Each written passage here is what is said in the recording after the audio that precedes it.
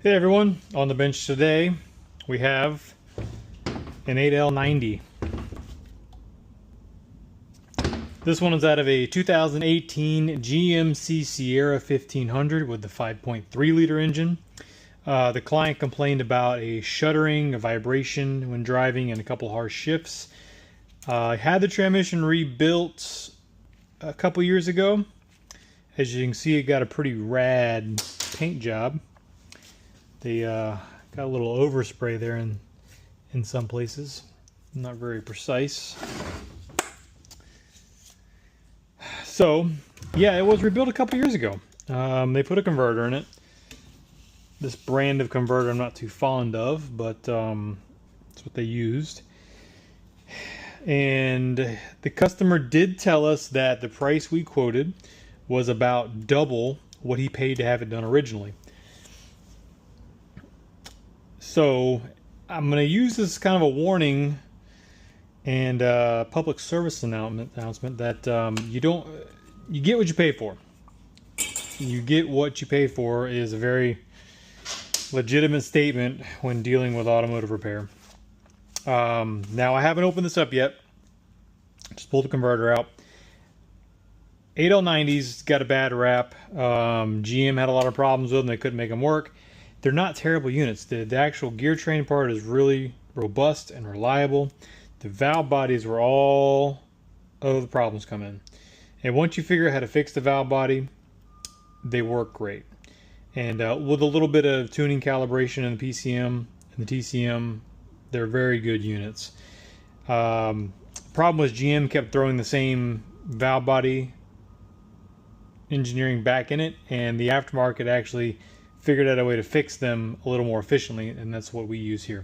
So let's see what they did to the valve body, whoever built this, if they just converter slapped it or if they actually put the work into the valve body or not.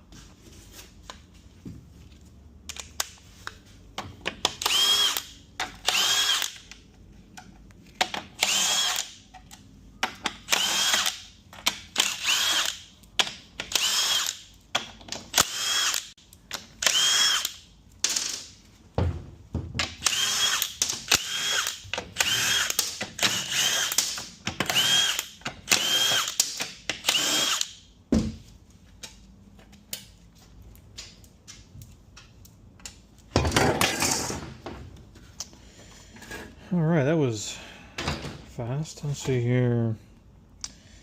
And not the cleanest. I mean, there's some debris in there for sure. Not heavy, but definitely some debris.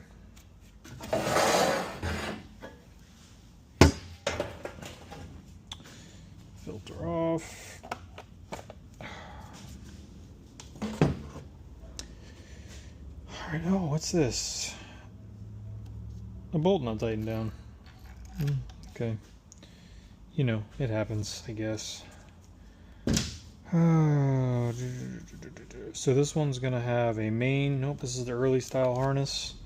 They didn't update it to the late style harness. Late style is a 2-piece harness. The early style is a 1-piece harness.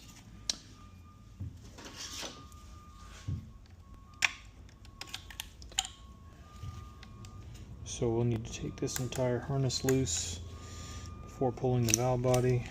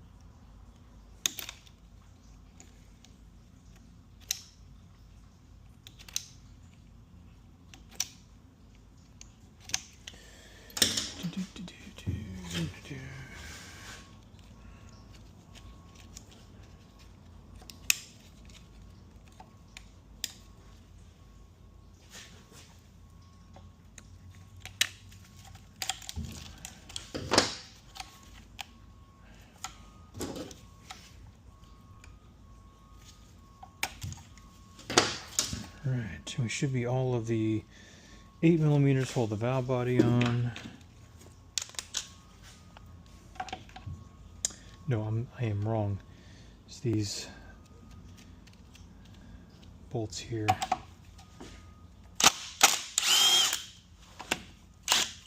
No, that was not tight.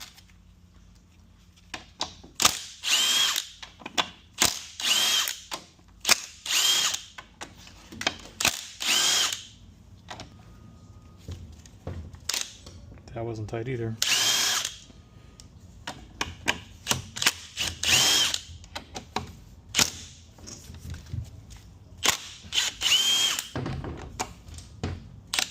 That was not tight.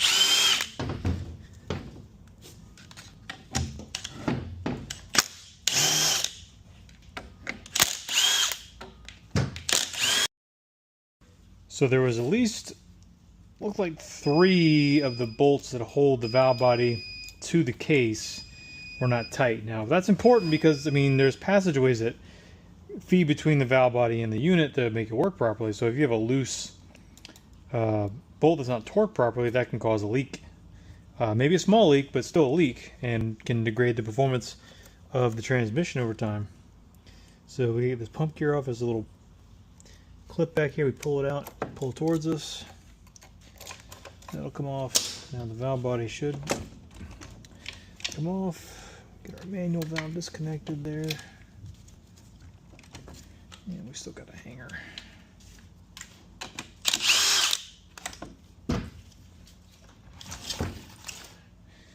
And there's our valve body. There's our gear. We need to take these loose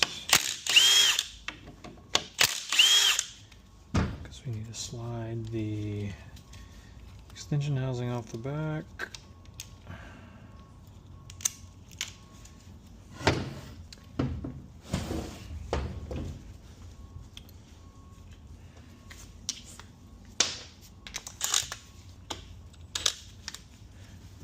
Derp.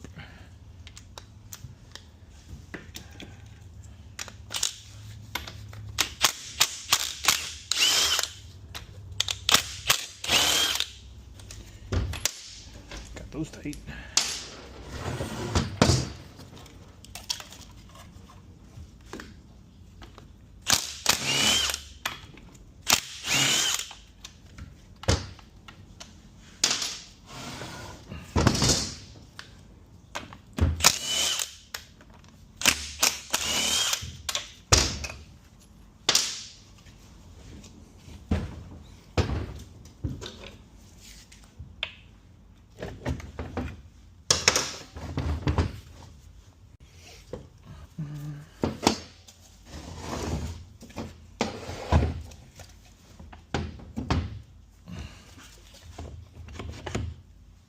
Parking ball.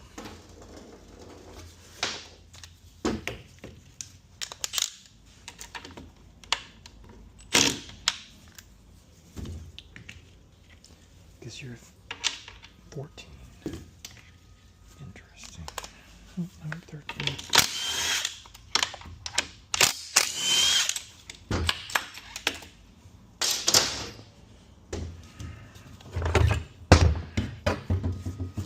This is the extension housing, has a apply piston built into it, along with the output shift.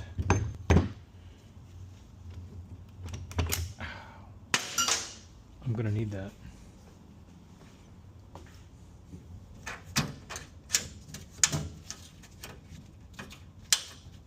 You could get away from me.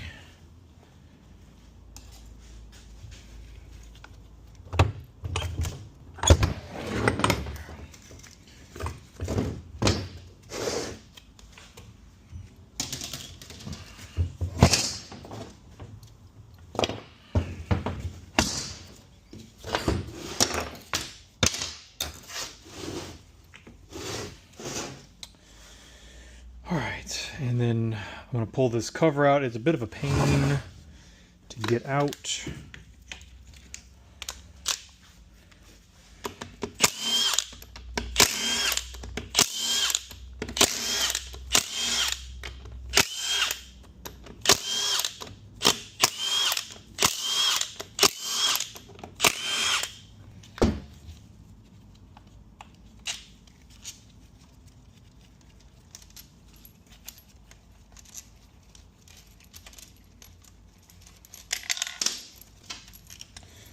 screw some bolts into here and here. Slide that out.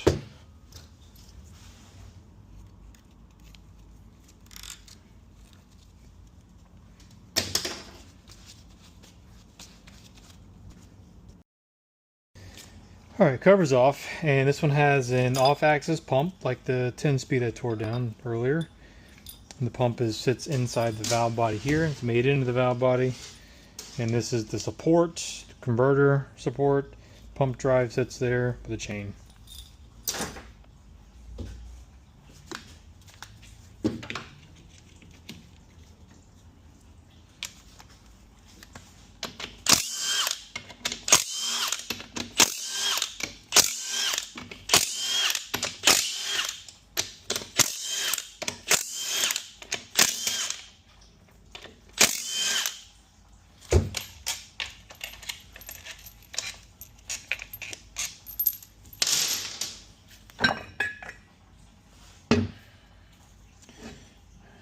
Sealing ring grooves in there. Take this sensor loose so it doesn't get broken.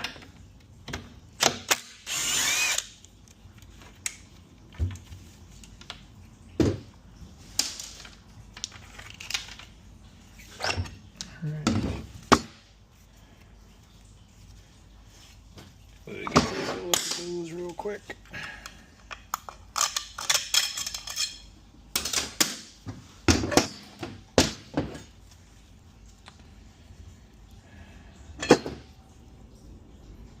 Those are in good shape.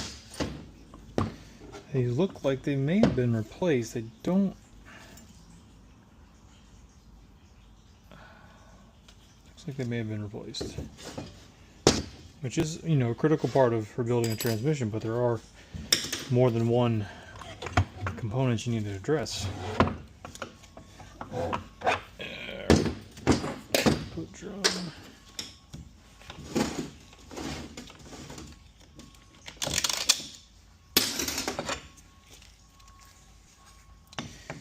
These are aftermarket frictions, they're not factory. I like to use factory frictions.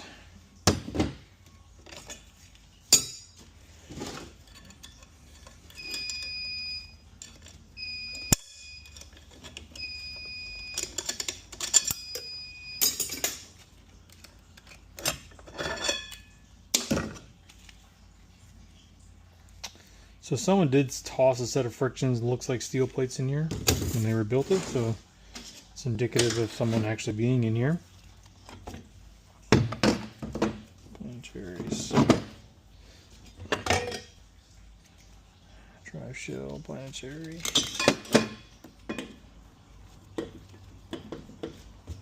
Looks good. Alright, dig it a little deeper.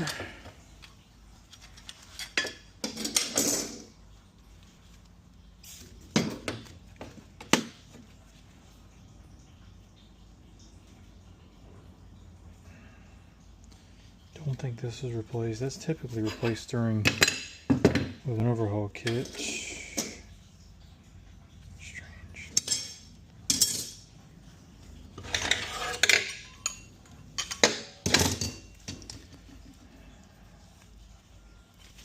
Good.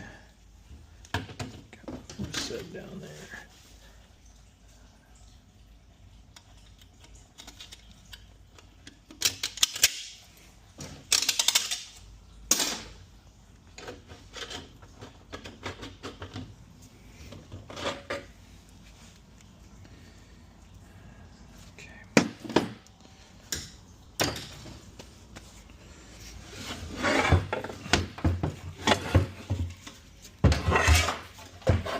Now let's see what's in this valve body.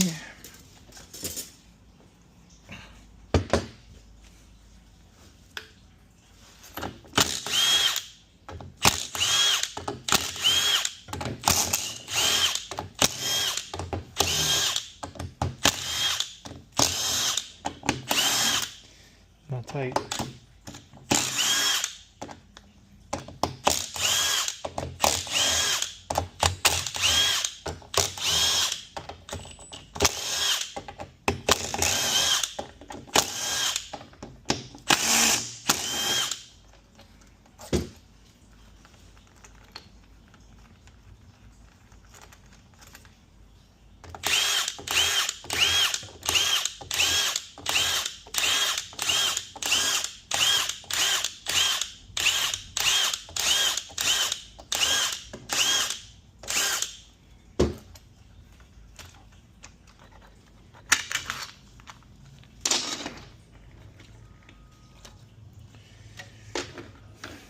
Oh, interesting.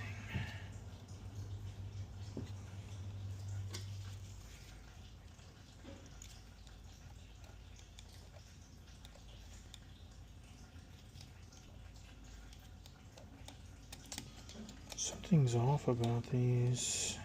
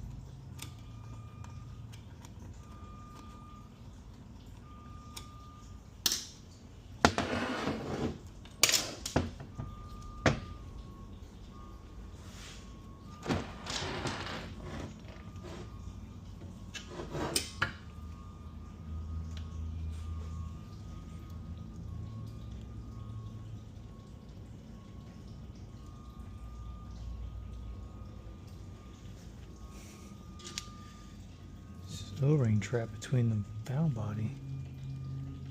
Look at that. I don't know where that came from. Piece of the O-ring there. Something got caught in the valve body.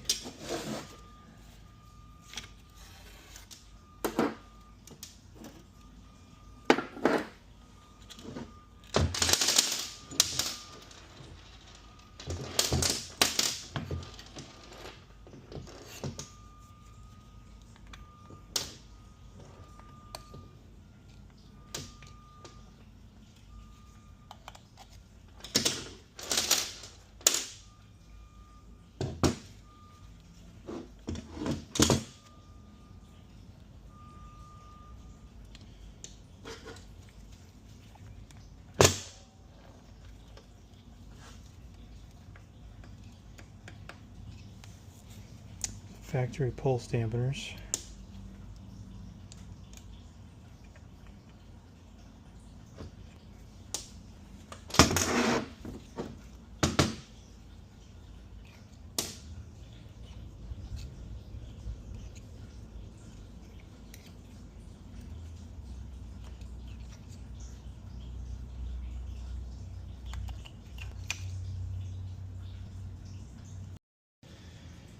So I was tearing the valve body down, and I noticed something strange. All the dampeners, because this valve body, the 809 uses pulse dampeners. That's the problem with the 809 unit, is the pulse dampeners.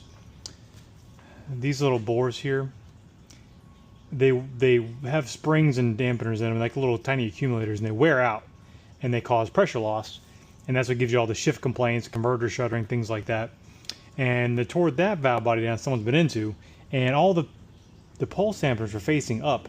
If you look at the diagram here, this is a diagram of how it should look. You can see the spring should be facing up. All the solenoids are here. You should have springs facing up. And you can rewind this video and look. The little cups were sticking up instead of being... The cups should go down in the bores first, then the springs. And these were not. Someone put them upside down. They were in like this.